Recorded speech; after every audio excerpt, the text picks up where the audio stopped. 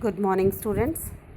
Today we are going to read Chapter 3 of Economics, Class 9th, Poverty as Challenge, Module 3. In our previous module, we read about the social exclusion and vulnerability. Now we are going to read about the poverty line. A common method is used to measure poverty is based on the income and consumption level. If a person's income is less and consumption is more, means he is suffering from poverty. And the person is only spending money on the basic need or minimum subsistence level. A person is considered poor if his or her income or consumption level falls below a given minimum level necessary to fulfill basic needs. The present formula for food requirement while estimating the poverty line is based on the desired calorie requirement, means the calorie requirement which is compulsory for a person for a day.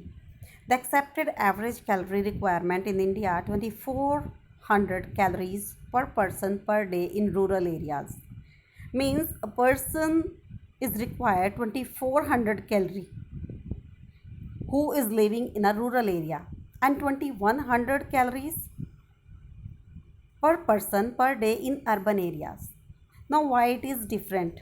Why in rural area more calories required and in urban area less calories required? Because in rural area people they do more physical work, and in urban area people do less physical work, more mental work.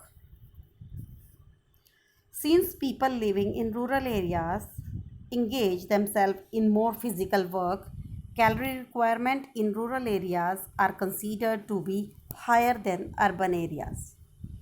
Low level of economic development under the British colonial rule. This we have discussed about our previous module that this was the main cause of poverty in India. The failure of both the fronts, promotion of economic growth and population control, perpetuated the cycle of poverty. Means, which were the causes in our history?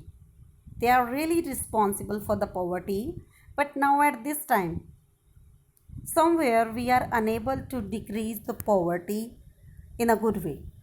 Now let us discuss about the simply causes of poverty in India, that low level of economic development under the British colonial government, the failure at both the front, promotion of economic growth and population control, perpetuated the cycle of poverty, then irregular small incomes, huge income inequalities, that some of the people they are having much money, they are getting so much income, and some of the people they are doing so much work, still they are getting less income.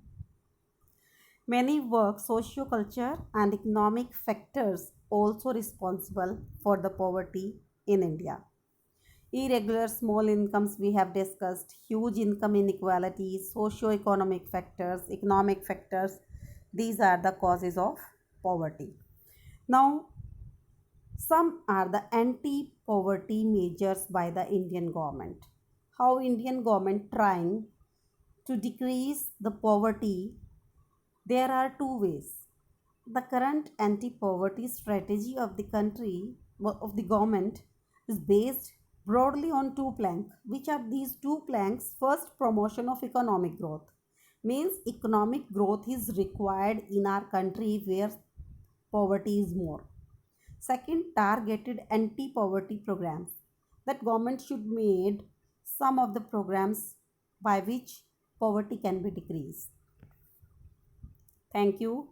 Next we will read in our next module.